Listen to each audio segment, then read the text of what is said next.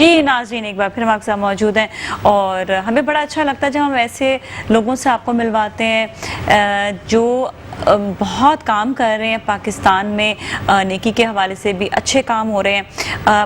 بتانے کا مقصد یہ ہوتا ہے سب سے پہلے تو یہ کہ جتنے بھی لوگ دیکھ رہے ہیں ان کے اندر ایک جذبہ جاگتا ہے کہ وہ بھی اپنے پاکستانیوں کے لیے کچھ کریں، اور اسپیشلی ڈاکٹرز، یہ ایک ایسی فیلڈ ہے جہاں پہ دنیا بھر میں آپ جائیں تو موسٹ ایکسپینسو جسے فیلڈ کہا جاتا ہے وہ ڈاکٹری کی ہوتی ہے، اور آپ نے اب پاکستان میں بھی دیکھا ہے کہ کئی ایسے جو ڈاکٹرز، ظاہر بات ہے اب ان کا بھی ہر ایک کو اپنی روزی روٹی کمانی ہوتی ہے تو ان کا بڑا ایکسپینسو جو ہے علاج ہوتا ہے، لیکن میں نے یہ دیکھا ہے کہ وہی ڈاکٹرز جہاں پر لوگوں کو مدد کی ضرورت ہوتی ہے، سو آئی ریلی oblige، بلکہ میں کیا ہمارے سارے پاکستانی اس وقت جو کہتے ہیں نا کہ سسٹین جو کر رہے ہیں، جو ہم اس وقت چیزوں کو لے کر چل رہے ہیں، اگر یہ ڈاکٹرز نہ ہوں یا ایسے لوگ نہ ہوں جو نیکی کے اس طرح کام کر رہے ہیں، کیسے چیزیں سروائیو ہوگی، ایک غریب آدمی کیسے چیزوں کو فیس کر سکے گا۔ ہمارے ساتھ بہت ہی زبردست ڈاکٹر موجود، سب سے پہلے میں تعارف کرواؤں گی پروفیسر ڈاکٹر محمد اشرف گناترا۔ السلام علیکم۔ وعلیکم السلام۔ بہت بہت شکریہ آپ کا شو میں تشریف لانے کا۔ آپ کے بارے میں جب میں نے پروفائل کا سنا پڑھا تو مجھے بہت اچھا لگا کہ ایک ہمارے یہاں پر، پہلے تو آپ کیسے ہیں؟ ٹھیک ٹھاک ہیں بتائیے گا؟ الحمدللہ صحیح ہے، خیریت سے۔ جو پلاسٹک سرجری کی جو ایک فیلڈ ہے، جو کاسمیٹک سرجری ہے، بڑی ایکسپینسو مانی جاتی ہے، بڑی کہتے ہیں نا کہ یہ صرف ان لوگوں کے لیے جو بڑا اپنے آپ کو خوبصورت رکھنا چاہتے ہیں۔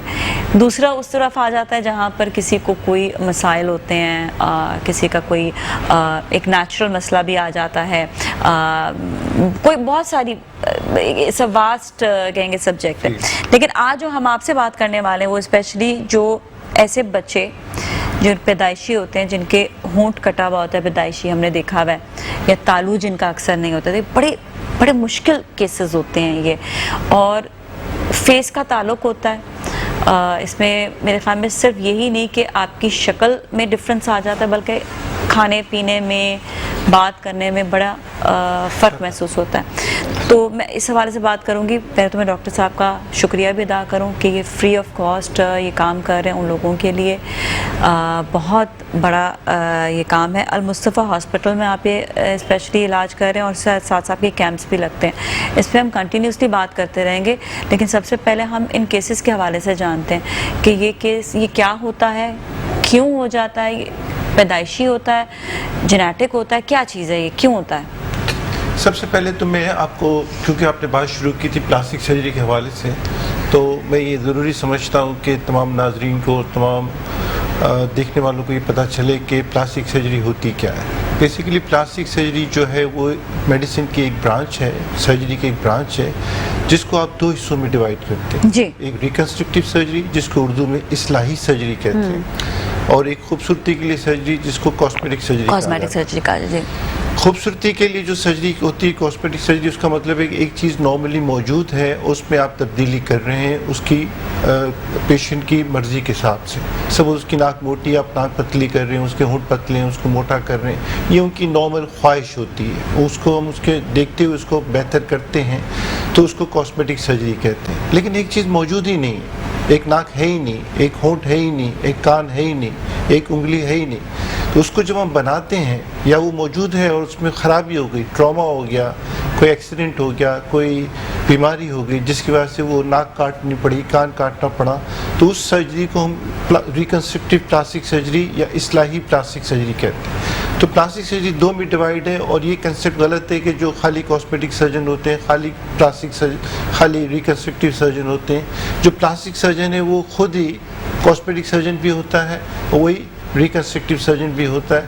جو بہت سارے لوگ الگ سے آج کل یہ چل نکلا ہے کہ لوگ جعلی، ہم اس کو کہیں گے کہ کویک، پلاسٹک سرجری کے اندر کویکری شروع ہو گئی ہے کہ MBBS ڈاکٹر یا BDS ڈاکٹر اپنے آپ کو پلاسٹک سرجن کہنا شروع ہو گئے ہیں، اس بنیاد پہ کہ وہ ایک آدھ کوئی پروسیجر کر رہے ہیں، کوئی ہیڈ ٹرانسپلانٹ کر رہا ہے، تو کوئی ایک لائپوسیکشن کر رہا ہے، تو اپنے آپ کو پلاسٹک سرجن کہنا، تو ہر کوئی نہیں ہوتا یہ، تو وہ یہ میں پہلے سے کلیئر کر دینا چاہتا ہوں کہ مسکنسیپٹ ہے، اور اس کو صحیح ہو جانا چاہیے تاکہ عوام جعلی لوگوں سے محفوظ ہو سکے۔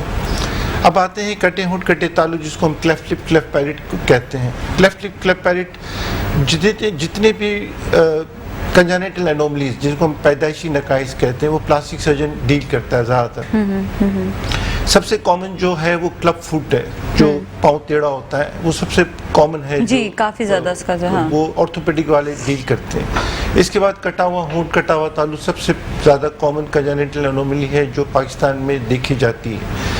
पाकिस्तान का जो तनासुब है दुनिया में चौथे नंबर पे आता है। पहला चाइना है, दूसरा इंडिया है, तीसरा इंडोनेशिया है और चौथा पाकिस्तान है, जहाँ पे कटे हुए होंठ, कटे हुए तालू के सबसे ज़्यादा मरीज देखे जाते हैं। और पाकिस्तान में इसका जो तनासुब है 1 in 500 है। 1 in 500 का मतलब है कि अगर एक दिन में 500 बच्चे पैदा होते हैं तो हर एक बच्चे में होता है। और आपको ये सुन के हैरत होगी एक दिन में पाकिस्तान में 17,000 बच्चे पैदा होते हैं। 2004 में मैंने रिसर्च की थी तो 12,000 बच्चे थे। 2020 में अब ये 17,000 बच्चे डेली पैदा होते हैं। 17,000 बच्चे डेली का मतलब है कि 32 बच्चे डेली कटे होंठ, कटे तालू के साथ पाकिस्तान में पैदा होते हैं। इसका लिंक क्या है, क्यों होते हैं? हाँ, इसको दोनों में डिवाइड कर सकते हैं आप। जेनेटिक फैक्टर्स भी हैं और इन्वायरमेंटल फैक्टर्स भी हैं। जेनेटिक फैक्टर्स का मतलब है कि जो ख़ानदान में चल रहे हैं, जो जीन्स की वजह से हैं, और इन्वायरमेंटल जिसको माहौलियाती फैक्टर्स कहेंगे।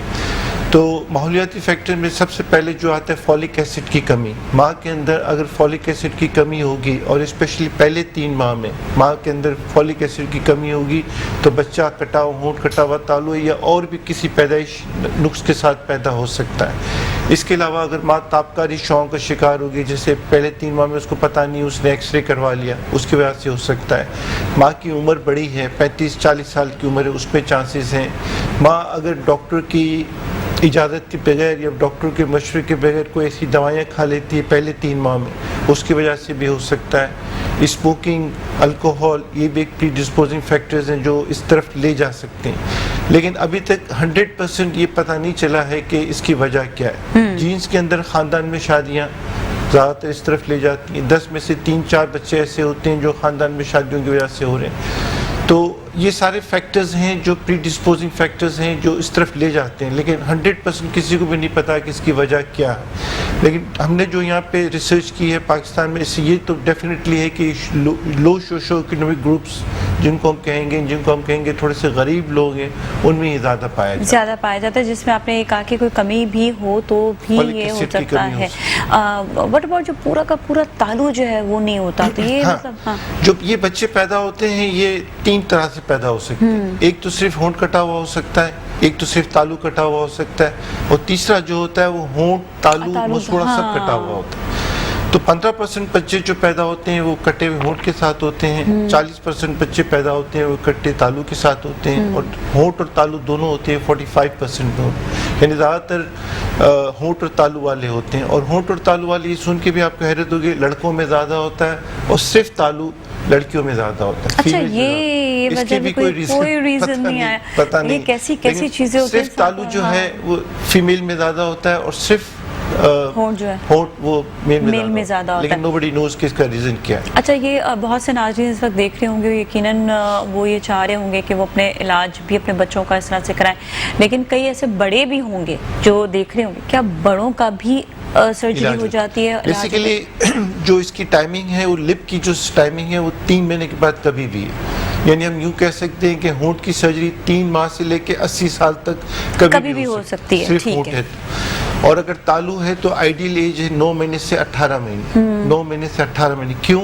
इसलिए कि जब स्पीच का मैकेनिज्म डेवलप हो रहा होता है उस टाइम पे सर्जरी करने से आवाज़ के चांसेस हैं कि वो काफ़ी हद तक नॉर्मल होगी, बल्कि 100% नॉर्मल भी हो सकती है, लेकिन फिर भी बाद दफ़ा कुछ नुक्स रह जाता है। लेकिन अगर आप इसके बाद करते हैं, 18 माह के बाद करते हैं, तो बाद दफ़ा इसमें नुक्स रहता है और फिर बाद में स्पीच थेरेपी की ज़रूरत भी रहती है। तो 9 माह से 18 माह पे तालू की सर्जरी हो जानी चाहिए। लेकिन अगर तालू की सर्जरी लेट हो गई किसी वजह से, किसी भी वजह से, तो भी हम इसको छोड़ते नहीं हैं, हम करते हैं, चाहे वो 10 साल का बच्चा हो चाहे 5 साल का बच्चा हो, क्योंकि एक चीज़ होती है आवाज़ को नॉर्मल करना और एक चीज़ होती है आवाज़ को बेहतर करना। तो डेफिनेटली बेहतर तो हो सकती है, अंडरस्टैंडेबल हो सकती है, इंटेलिजेंट स्पीच हो सकती है कि सामने वाला समझ सके कि ये बोल क्या रहा है, ठीक है ना। तो जो मेन प्रॉब्लम होता है जो तालू की वो होती है कि जब वो बात करती है तो नाक से आवाज़ निकलती है, तो वो लोगों को समझ में नहीं आती। मैं आपको बोल के भी बताता हूँ ताकि सब लोग सुन सकें और समझ सकें। हाँ। जैसे मैं कह रहा हूँ कि आज जुम्मे का दिन है तो कहेंगे आज जुम्मे का दिन है, दिस इज कॉल्ड राइनोलेलिया। اس کو کہتے ہیں ناک کی آواز. اور یہ ناک کی آواز جو ہے وہ سامنے والے کو سمجھ میں نہیں آتی. میں نے کہا جمعے کا دن ہے, سامنے والے کو سمجھ میں نہیں آئے گا, وہ پوچھے گا کیا بولا کیا بولا, وہ 2-3 دفعہ پوچھے گا. یہ تالو والے کا بھی بتا رہے ہیں, تالو کا بتا رہے ہیں. ہونٹ کا اسپیچ پہ ایز سچ کوئی افیکٹ نہیں. اچھا, کوئی اس میں لائف تھریٹنگ ہوتا ہے یہ؟ لائف تھریٹنگ ایز سچ تو نہیں ہوتے ہیں, لیکن بعض بچے ایسے پیدا ہوتے ہیں جن کے اس نقص کے ساتھ اور بھی نقائص ہوتے ہیں, ان کو ہم سنڈرومک بچے کہتے ہیں. ان میں بعض دفعہ جو سر میں یا جسم کے دوسرے حصے میں کوئی نقائص ہو سکتے ہیں, جیسے کٹے ہوئے ہونٹ, کٹے ہوئے تالو کے ساتھ دل میں سوراخ ہونا کافی ہے. یعنی اگر 100 کٹے ہوئے تالو کے بچے ہوں گے تو 5 ایسے بچے ہوں گے جن کے دل میں سوراخ ہو سکتا ہے. بیسکلی آپ میل نیوٹریشن کی وجہ سے کہہ رہے ہیں کہ یہ پرابلمس آ جاتے ہیں. ایک فیکٹر یہ بھی ہے, تو اس لیے کہتے ہیں کہ جب بھی خواتین جب پریگننٹ ہوتی ہیں, بچہ ہوتا ہے, تو بچے کے بعد آپ نے وقفہ دینا ہے. ماں اپنے آپ کو پہلے واپس اوورکم کرے, دوبارہ سے اپنی خوراک کا خیال رکھے. بہترین جب ماں خود بہترین ہوگی تو وہ اولاد بھی بہترین جو ہے وہ پیدا کرے گی. تو پھر اس کے بعد وہ دوبارہ سے اپنی غذا کو ٹھیک کرنے کے بعد دوبارہ سے پھر وہ پریگننٹ ہو, لیکن پہلے اپنے آپ کو وہ جسمانی طور پہ دوبارہ سے مضبوط کر لیں. تو بہت ہی اس کے لیے بھی اچھا ہوگا, آگے اولاد کے لیے بھی اچھا ہوگا. ورنہ پھر یہ کہ کوئی نہ کوئی پرابلم جو ہے بچے میں وہ آ سکتی ہے. ون آف دا ریزن جو ہے ڈاکٹر صاحب نے بتایا. اب ہم تھوڑا سا علاج کی طرف آتے ہیں. سب سے پہلے تو ڈاکٹر صاحب بریک کی جانے چاہیں گے, بریک کے بعد واپس آئیں گے تو آپ نے کہیں نہیں جانا. ڈاکٹر صاحب علاج کے بارے سے بتائیں گے, اور جہاں پہ فری آف کاسٹ علاج ہو رہا ہے, جہاں پہ کیمپس لگ رہے ہیں ان کے, کس طرح سے یہ لوگ آتے ہیں ان کے پاس اور علاج بھی کراتے ہیں, کس طرح سے لوگ ٹھیک بھی ہو رہے ہیں, تو اس بارے سے ہم بات کریں گے. ہمارے ساتھ ہی رہیں. آج ہمارے ساتھ موجود ہیں پروفیسر ڈاکٹر محمد اشرف گناترا, اور آج بہت اچھی یہ بات بتا رہے ہیں اسپیشلی سرجری کے حوالے سے. ڈاکٹر صاحب جو ہیں وہ پلاسٹک سرجن ہیں, اور ساتھ میں جو آپ کو یہ بھی بتایا انہوں نے کہ دیکھیں سرجری 2 ٹائپ کی ہوتی ہیں. ایک تو ہوتی ہے آپ کی کاسمیٹک سرجری, اور دوسری وہ سرجری جس میں کوئی بھی آپ کے جسم کا اعضاء جیسا فیس کا یا کہیں پر بھی آپ کا جو ہے کوئی بھی شکل میں کوئی بھی مسئلہ ہوتا ہے یا کوئی پرابلم ہوتی ہے تو اس کو جو ہے صحیح کیا جا سکتا ہے. کسی کی ناک ٹیڑھی ہو تو وہ بھی صحیح ہو جاتی ہے نا. صرف وہ اکثر میں نے سنا ہے کہ ناک کی ہڈی ٹیڑھی ہوتی ہے, ناک ٹیڑھی تو وہ کاسمیٹک سرجری کہلاتی ہے, وہ پھر کاسمیٹک سرجری. لیکن اگر اس کا ناک بند ہے اور سانس نہیں لے پا رہا اور کسی وجہ سے اس کو بہتر کر دیتے ہیں تو پھر وہ ریکنسٹرکٹیو سرجری. ریکنسٹرکٹیو سرجری, ٹھیک ہے, اصلاحی سرجری.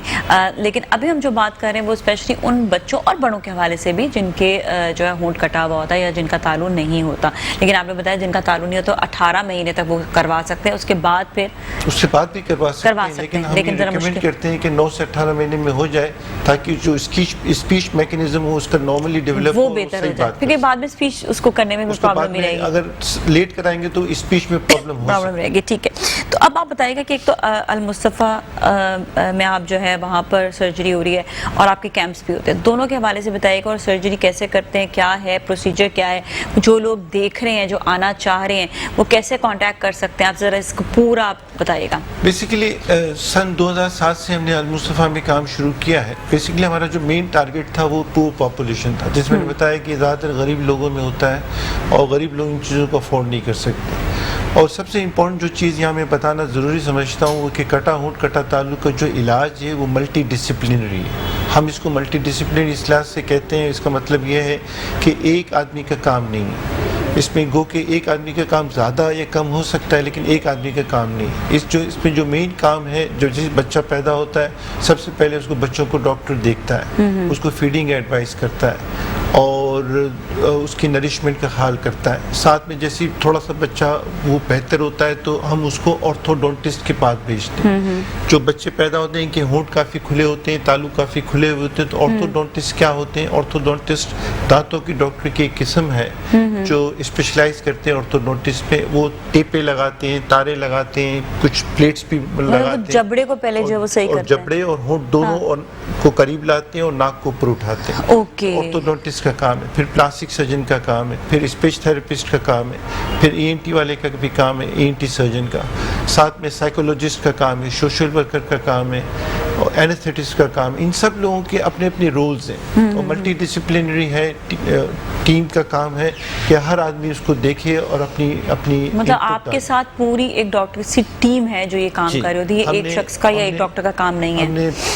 پچھلے سالوں کے اندر المصطفیٰ میں یہ ٹیم کا بنا لی ہے. اب ہمارے پاس المصطفیٰ میں آرتھوڈونٹسٹ بھی ہے, ہمارے پاس اسپیچ لینگویج پیتھولوجسٹ بھی ہے, ENT سرجن بھی ہے, سائیکولوجسٹ بھی ہے. تو ہمارے پاس جو پیشنٹ آتا ہے اس کو ادھر ادھر جانے کی ضرورت نہیں ہے. پہلے یہ ہوتا تھا کہ بھائی آرتھوڈونٹک ٹریٹمنٹ ہے تو آپ فلاں جگہ پہ جائیں, یا آپ کو سائیکولوجسٹ کی ضرورت ہے تو آپ فلاں جگہ جائیں. اب ایسا نہیں ہے. اب ایسا ہے کہ ایک ہی روف کے نیچے تمام اسپیشلٹیز ہم لوگوں نے جمع کر لی ہیں, اور ہم نے اس پروگرام کو کلیفٹ پاکستان کا نام دیا ہے. اور انٹرنیشنل آرگنائزیشنز ایک ہیں DCKH, وہ بھی ہمارے ساتھ شامل ہیں اس پروگرام میں, اور وہ ہمیں مدد کرتے ہیں ٹیکنیکل اور دوسری طریقے سے بھی, اور ہم لوگ اس پروگرام کو آگے لے کے چل رہے ہیں. ہماری جو شرط ہے وہ یہ ہے کہ پیشنٹ اگر غریب ہے, نان افورڈنگ ہے, تو وہ ڈیفینیٹلی اس کا ٹوٹل علاج وہ فری ہو جائے گا. وہی علاج جو 5, 6, 8 لاکھوں میں ہوتا ہے یا لاکھوں میں ہوتا ہے, وہ ٹوٹلی فری آف چارج ہو جاتا ہے المصطفیٰ میں. نہ اس کی سرجری کے چارجز لگتے ہیں, نہ آرتھوڈونٹک ٹریٹمنٹ کے چارجز لگتے ہیں, نہ اسپیچ تھراپسٹ کے چارجز لگتے ہیں. یہ سارے کے سارے اسپیشلسٹ, سارے کے سارے لوگ, ہم سب لوگ ٹوٹلی فری آف چارج دیکھتے ہیں. صرف مریض کا یہ اطمینان کرنا ہم نے ہوتا ہے کہ یہ نان افورڈنگ ہے. آج کل یہ بھی ہو گیا ہے کہ کافی لوگ ہیلتھ پہ خرچ کرنے سے گھبراتے ہیں. جب ان سے ہم سوالات کرتے ہیں کہ بھائی آپ نان افورڈنگ, وہ کہتے ہیں ہم نان افورڈنگ. ہم صرف موبائل ہی دیکھتے ہیں تو 50, 60 ہزار, 70 ہزار کا ان کی جیبوں میں موبائل ہوتا ہے. اگر کوئی 60, 70 ہزار, 80 ہزار کا موبائل افورڈ کر سکتا ہے, لیکن وہ چاہتا ہے کہ علاج فری ہو.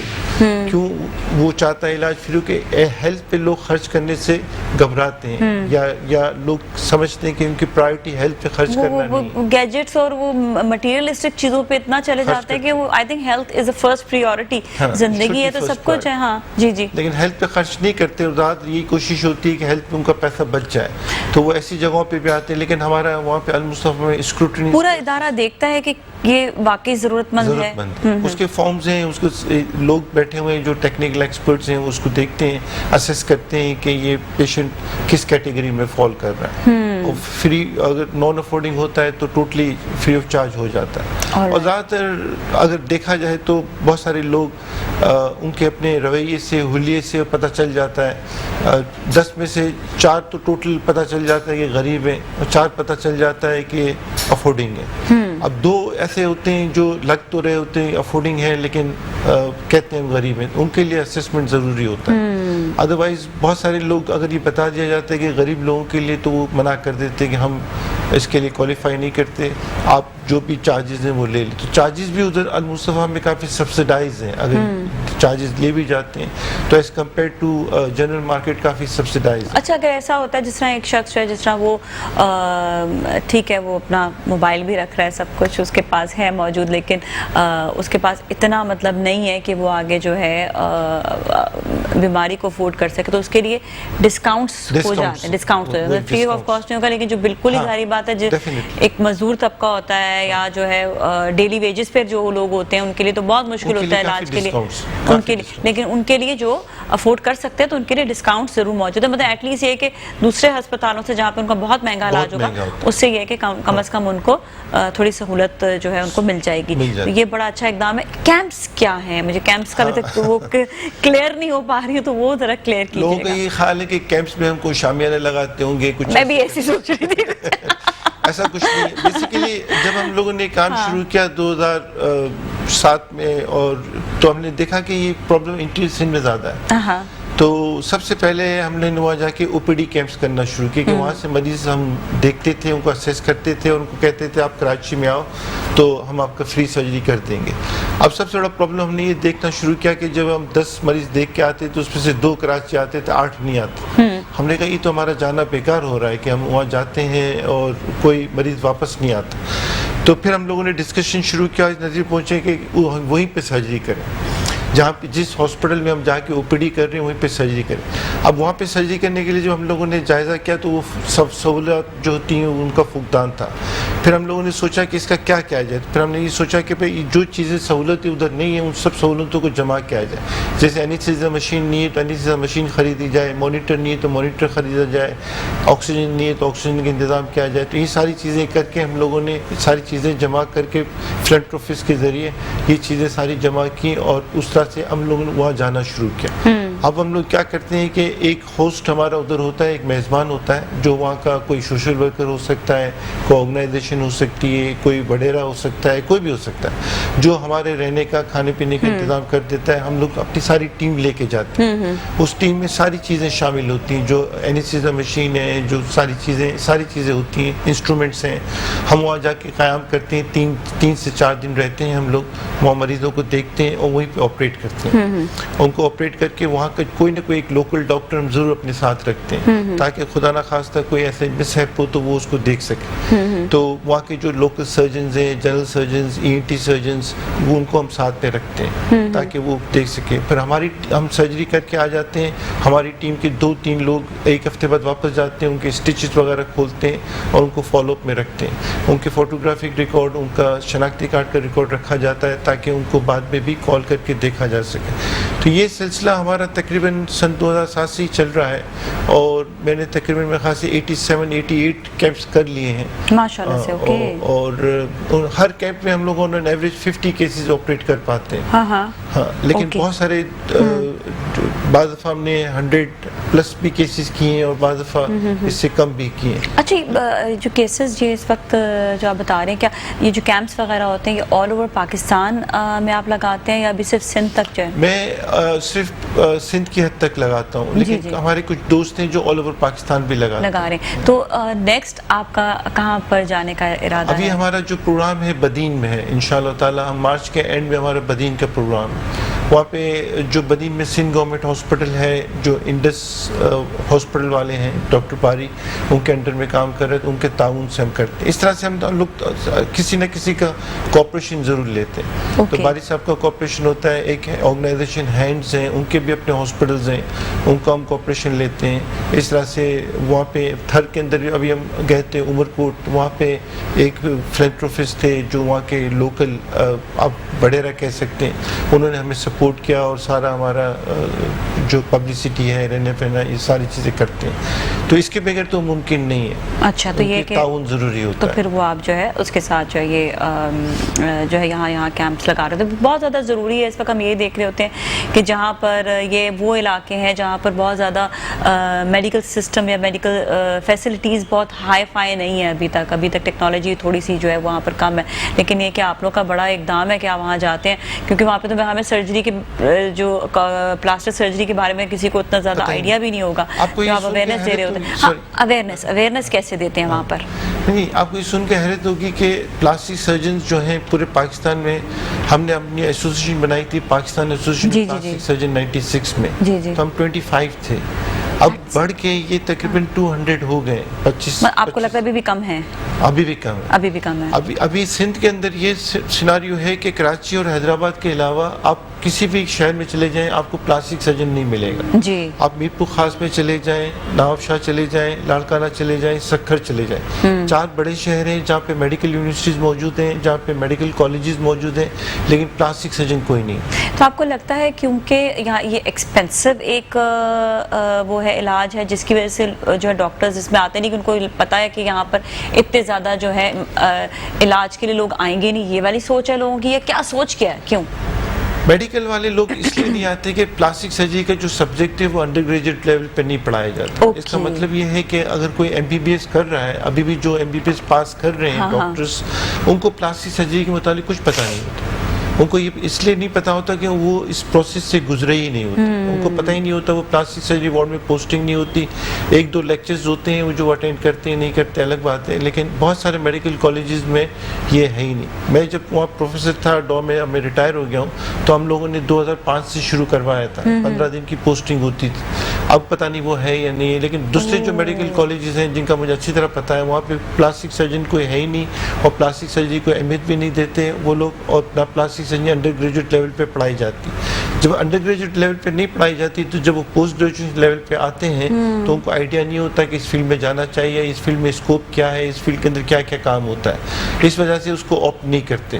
لیکن اب آہستہ آہستہ سیناریو دوسرے صوبوں میں تو بہتر ہو گیا, صوبہ کے پی میں اور پنجاب میں, لیکن سندھ میں اور بلوچستان میں ابھی بھی کافی پلاسٹک سرجنز کی ضرورت ہے. میرا خیال ہے کہ کم از کم پاکستان میں 1 سے 2,000 پلاسٹک سرجن ہونے چاہیے, 1,000 تو منیمم ہونے چاہیے. انڈیا ہم سے تقریباً 5 گنا بڑا ہے, وہاں تقریباً 5,000 پلاسٹک سرجن ہیں, ابھی بھی 5,000 پلاسٹک سرجن ہیں وہاں پر. ہاں وہاں پر تو بہت زیادہ ایڈوانس ہو گیا, وہاں پہ جو سرجریز اور جو چیزیں بہت زیادہ ایڈوانس ہو گئی ہیں. تو ڈاکٹر صاحب کیا سمجھتے ہیں کہاں پر ہمیں کس چیز کی کمی ہے اور کس طرح سے پورا کیا جا سکتا ہے اس کو؟ بیسیکلی تو مین پاور کی کمی ہے, اس کو تو ٹریننگ دے کے ہی پورا کیا جا سکتا ہے, کہ دوسرے ینگ ڈاکٹرز کو اس پہ بلا کے کیا جا سکتا ہے. جو کلیفٹ لپ کلیفٹ پیلٹ کا پرابلم ہے, یا ایک اور پرابلم ہائپو اسپیڈیس ہے, جس میں بچے جو لڑکے پیدا ہوتے ہیں ان کی پیشاب کی جگہ نیچے ہوتی ہے, یہ بھی کافی کامن پرابلم ہے. اور ان سب کو دوسرے جو کانٹریکچرز جو جسم کے دوسرے حصے جڑ جاتے ہیں, یہ بھی کافی پلاسٹک سرجری. کتنی زیادہ کیسز, کتنے زیادہ اس وقت جو ہے یہ پرابلمز ہیں, لیکن یہ کہ سرجنز جو ہیں وہ کم ہے. جب سرجنز کم ہوں گے تو نیچرلی بات ہے کہ علاج مہنگا ہوتا چلا جائے گا. سرجنز بھی کم ہیں اور عوام کے اندر آگاہی بھی کم ہے. کانٹریکچرز کے لیے بیسیکلی فزیوتھراپی اور صحیح ٹائم پہ گرافٹنگ ضروری ہوتی ہے. یہاں پہ گرافٹنگ ایک ہوا بنا ہوا ہے کہ لوگوں کو آپ کہیں گے اسکن لگاؤ, گرافٹنگ کرواؤ, تو وہ کرواتے نہیں. ٹھیک ہے, مزید اس پہ بات کریں گے, اور ابھی ہم کیمپس کے حوالے سے بھی بات کریں گے. ساتھ میں یہ کہ جو جن بچوں کو جو والدین دیکھ رہے ہوں گے یا جو بڑے بھی ہیں جن کا ہونٹ کٹا ہونا ہے, میں آسان الفاظ میں بتا رہی ہوں, انہیں تصویریں بھی دکھا رہے تھے آن ایئر, یا پھر تالو نہیں ہوتا, یہ پیدائشی بیماری ہے یا پیدائشی یہ ایک جو ہے ایک کمی ہوتی ہے جو انسان میں آ جاتی ہے. تو اس کو کس طرح سے اس کا آپریٹ ہو کے صحیح ہو سکتا ہے, انسان کا بالکل شکل بھی بہتر ہو سکتی ہے, اور اس پہ بالکل پریشانی کی بات نہیں ہے. ڈاکٹر صاحب سے رابطہ کریں گے, بریک کے بعد بتائیں گے کہ رابطہ کیسے کریں گے. آپ ہمارے ساتھ ہی رہیں. جی ناظرین, ایک بار پھر ہمارے ساتھ موجود ہے اور ہمارے ساتھ پروفیسر ڈاکٹر محمد اشرف گناترا صاحب ہیں, جو ویسے تو آپ کو معلوم ہے کہ ہم نے بتایا کہ پلاسٹک سرجری کے حوالے سے جو ہے یہ کام بھی کر رہے ہیں, is expert in plastic surgery. لیکن جو ہم نے جس طرح کہا کہ اچھے لوگ, اچھے ڈاکٹرز اس وقت دنیا میں موجود ہے, پاکستان میں جو ہے اسپیشلی جو غریبوں کی ہیلپ بھی کر رہے ہیں, اس کے حوالے سے یہ ہے کہ انہوں نے ایک بڑا اقدام اٹھایا ہوا ہے کہ وہ بڑے یا بچے جن کا ہونٹ کٹا ہوا ہوتا ہے پیدائشی, یا جن کے جو ہے اندر کا تالو نہیں ہوتا, تو اس کے حوالے سے سرجری کرتے ہیں. تو کون سی وہ سرجریز ہیں اس کے حوالے سے بات کریں گے, اور کس طرح سے ڈاکٹر صاحب سے کانٹیکٹ کر سکتے ہیں. لوگ اس وقت دیکھ رہے ہوں گے, کئی جگہوں سے دیکھ رہے ہوں گے, اور ہمیں پتہ ہے وہ کانٹیکٹ کرنا چاہیں گے. تو میں ڈاکٹر صاحب سے دونوں سوال لے کر آئیں, سر جواب دیجیے گا اس کا. سرجریز کا جو ہے کٹے ہونٹ کٹے تالو کی سرجریز کو آپ 4-5 میں ڈیوائڈ کر سکتے ہیں. جی, سب سے پہلی جو سرجری کی جاتی ہے وہ ہونٹ کی جاتی ہے. ہم لوگ جو ریکمینڈ کرتے ہیں ہونٹ کی سرجری بیفور 3 months نہیں کرتے. ٹھیک ہے, اور 3 months کے بعد ہم شروع کرتے ہیں. اور ہماری جو شرط ہوتی ہے وہ یہ ہوتی ہے کہ 3 چیزیں صحیح ہونی چاہیے بچے میں. ایک, بچے کا ویٹ صحیح ہونا چاہیے 3 ماہ کی عمر میں. اگر 3 ماہ کا بچہ ہے تو 4.5 کلو گرام یا 5 کلو گرام ہونا چاہیے. دوسرا, اس کا ہیموگلوبن صحیح ہونا چاہیے جو خون کی کمی کے بتاتا ہے. اور تیسرا, اس کا سینہ صاف ہونا چاہیے, نزلہ, زکام, کھانسی, بخار نہیں ہونا چاہیے. اگر یہ 3 چیزیں صحیح ہوتی ہیں, یعنی ویٹ صحیح ہوتا ہے, ہیموگلوبن صحیح ہوتی ہے, سینہ صاف ہوتا ہے, تو ہم بچے کی سرجری 3 ماہ پہ کر سکتے ہیں. اور 3 ماہ پہ عموماً ہو جاتی ہے. اگر کسی وجہ سے یہ چیزیں صحیح نہیں ہیں تو ہم 4 ماہ پہ, 5 ماہ پہ, 6 ماہ پہ, جیسے یہ اس کو کیور کرنے کے بعد بھی. سرجری سے پہلے ہم یہ تینوں چیزیں صحیح کر کے فوری طور پہ ہونٹ کی سرجری کر دیتے ہیں. ٹھیک ہے, ہونٹ کی سرجری کے بعد بچے کو واپس آرتھوڈونٹسٹ کے پاس بھیجا جاتا ہے, اور وہ اگر ناک کے اندر کوئی پرابلم ہوتا ہے تو وہ ریٹینر وغیرہ لگاتے ہیں یا نہیں لگاتے, وہ فیصلہ وہ کرتے ہیں. اس کے بعد جب بچہ 9 مہینے کا ہوتا ہے تو 9 مہینے سے لے کے 18 ماہ کے درمیان ہم تالو کی سرجری ریکمینڈ کرتے ہیں. اور ہونٹ اور تالو کی سرجری میں زیادہ میں امپورٹنس اور جو میں اسٹریس دیتا ہوں وہ تالو کی سرجری پہ دیتا ہوں, اس لیے کہ تالو کا جو تعلق ہے نا وہ آواز سے ہے, اور آواز کو جو تعلق ہے وہ لائف میں آگے بڑھنے سے ہے. آواز کا تعلق جو ہے وہ آگے بچے کو لے جائے گا. آواز صحیح نہیں ہوگی, بچہ بولے گا نہیں, بچہ اسکول میں پیچھے رہے گا, معاشرے میں پیچھے رہے گا, ایک کارآمد فرد نہیں بن سکے گا. تو یہ ضروری ہے کہ تالو کی سرجری 9 ماہ سے 18 ماہ کے درمیان ہو جائے تاکہ بچے کی آواز نارمل ہو. اور اس کے لیے بھی یہ 3 شرائط ہیں کہ بچے کا وزن صحیح ہونا چاہیے, ہیموگلوبن نارمل ہونی چاہیے اور سینہ صاف ہونا چاہیے. اگر یہ تینوں چیزیں صحیح ہوتی ہیں تو ہم تالو کی سرجری کر دیتے ہیں. اگر کسی وجہ سے بھی تالو کی سرجری لیٹ ہو رہی ہوتی ہے, خون کی کمی ہے, سینہ صاف نہیں ہے, بچے کا وزن کم ہے, تو ہم پیڈیٹیشین کو پھر سے انوالو کرتے ہیں, بچوں کے ڈاکٹر کو انوالو کرتے ہیں اور ان کو بورڈ میں لے کے چلتے ہیں کہ بھائی بچے کا وزن صحیح ہو, دوسرے پرابلم صحیح ہو تو ہم سرجری کر سکیں. جیسے ہی ہم سرجری کرتے ہیں اس کے 3 ہفتے کے بعد ہم پھر سے اسپیچ تھراپسٹ کے پاس بھی ان کو بھیج سکتے ہیں کہ وہ دیکھیں کہ ایویلیٹ کرے کہ کوئی مسئلہ تو نہیں ہے. تو یہ جب سرجریاں ہو جاتی ہیں اس کے بعد بچہ چلتا رہتا ہے, اور جو کٹے ہونٹ کٹے تالو جن کے دونوں ہوتے ہیں ان کے مسوڑے بھی کٹے ہوئے ہوتے ہیں, جس کو ہم ایلویلس کہتے ہیں. تو ایلویلس جو یہ بات یہاں سمجھنا ضروری ہے, بہت ساری مائیں, بہت سارے لوگ پریشان ہو رہے ہوتے ہیں کہ دانت کیسے آئیں گے, دانت ٹیڑھے آئیں گے, سیدھے آئیں گے. تو یہ سمجھنا ضروری ہے کہ جو یہ سارے کے سارے دانت ہوتے ہیں دودھ کے دانت ہوتے ہیں, جن کو ہم ڈیسیڈوس ٹوتھ کہتے ہیں. یہ سارے کے سارے گر جاتے ہیں, ان میں سے کوئی بھی نہیں رہتا. پرماننٹ ٹیتھ آتا ہے 6 سال میں, پہلا آتا ہے انسائزر اور اس کے بعد دوسرے پرماننٹ ٹیتھ آنا شروع ہوتے ہیں. تو آرتھوڈونٹسٹ کا جو کام واپس شروع ہوتا ہے وہ 6-7 سال کی عمر میں واپس شروع ہوتا ہے, جب پرماننٹ ٹیتھ آ رہے ہوتے ہیں اور دودھ کے دانت گر رہے ہوتے ہیں. اس دوران میں آرتھوڈونٹسٹ کو یہ دیکھنا ہوتا ہے کہ جو دانت آئیں وہ ایک لائن میں ہیں, آگے پیچھے نہ ہو, مسوڑے آگے پیچھے نہ ہو, اور دانت ایک لائن میں ہو, اور بچے کی آواز صحیح ہو. یہ سارے فیکٹرز دیکھے جاتے ہیں. اور جب بچہ 8 سے 11 سال کا ہوتا ہے تو اس دوران میں کبھی بھی مسوڑوں کی سرجری کی جاتی ہے. مسوڑوں کی سرجری میں ہم کیا کرتے ہیں, ہم کولے کی جگہ سے ہڈی نکالتے ہیں.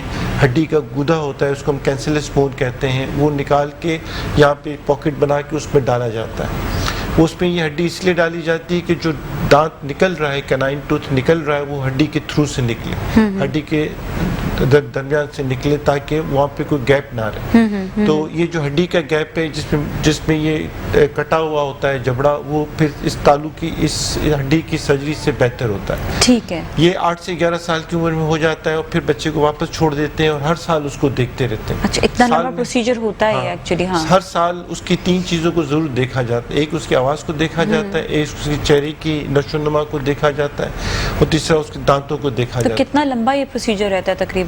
پروسیجر تو سرجیکل پروسیجر تو چھوٹے ہیں, گھنٹے 2 گھنٹے کے, لیکن یہ پیشنٹ کے جو فالو اپ ہیں یہ لمبے ہیں, یہ 18-19 سال تک چلتے رہتے ہیں. لیکن ہم لوگ یہ نہیں کر رہے ہوتے کہ ہر مہینے بلا رہے, سال میں 1 دفعہ. اگر اس کی برتھ ڈے, ہم کہہ دیتے ہیں کہ آپ اپنی برتھ ڈے پہ بچے کا فوٹو کھینچیں اور 3 چیزیں اسیس کریں, اس کی آواز, اس کے چہرے کی نشو و نما اور اس کے دانت. اور ان میں کوئی مسئلہ ہے, دانتوں میں مسئلہ ہے تو آرتھوڈونٹسٹ کے پاس جائیں, چہرے کی افزائش میں مسئلہ ہے تو ہمارے پاس آئیں, پلاسٹک سرجن کے پاس. اسپیچ کا مسئلہ ہے تو اسپیچ لینگویج پیتھولوجسٹ کے پاس جائیں اور اپنی آواز کو بہتر کرائیں. بعض دفعہ آواز کی بہتری کے لیے بھی ہم سرجری کرتے ہیں, جس کو ہم فیرنگوپلاسٹی کہتے ہیں, لیکن وہ سرجری ہم اسپیچ تھراپسٹ کے مشورے کے ساتھ کرتے ہیں, تو اس سے بھی آواز بہتر ہو جاتی ہے, 100% نارمل نہیں ہوتی. تو فیرنگوپلاسٹی بھی تقریباً 6, 7, 8 سال کی عمر کے بعد کی جاتی ہے. لیکن ان بچوں کا سب سے امپورٹنٹ چیز یہ ہے کہ ان کا فالو اپ ہر سال ہونا چاہیے. اچھا, اور کتنے عرصے تک یہ فالو اپ رہتا ہے؟ آئیڈیلی تو 17-18 سال. اچھا, رہتا ہے. 17-18 سال میں جا کے پھر اس کی ناک کو دیکھا جاتا ہے, اس کی ناک میں کوئی مسئلہ مسائل ہے, ناک ڈھلکی ہوئی ہے, ناک ایک طرف ہو گئی ہے, یا ناک میں اور کوئی مسئلہ ہے, یا وہ بچہ 17-18 سال کا ہو چکا ہے, خود بڑا ہو چکا ہے, یا بچی ہے تو بڑی ہو چکی ہے. اگر اس کو کوئی احساس کمتری ہے, اس کو کوئی سائیکولوجیکل پرابلمز ہیں, اس کو کوئی اور مسئلہ مسائل ہے, تو سائیکولوجسٹ سے بھی ہیلپ لی جاتی ہے, اور اگر ضرورت پڑنے پہ اس کی سرجری کر کے ہم ناک کو بہتر کر سکتے ہیں تو ہم ناک کی سرجری بھی کہتے ہیں. اس کو کلیفٹ رائنوپلاسٹی کہتے ہیں. کلیفٹ رائنوپلاسٹی زیادہ تر 17-18 سال کی عمر کے بعد کی جاتی ہے, اور اس سے کافی حد تک ناک بہتر ہو جاتی ہے. یہ 17-18 سال میں اس لیے کی جاتی ہے کہ ناک کی گروتھ کمپلیٹ ہو جاتی ہے اس ٹائم پہ, اس کے بعد کوئی چینجز نہیں ہوتے. اگر ہم 12, 13, 14 سال میں کرتے ہیں تو پھر ناک گرو کرتا ہے, پھر چینجز ہو جاتے ہیں. تو یہ 17-18 سال میں اس لیے کی جاتی ہے کہ ناک ایک دفعہ گرو کر گئی.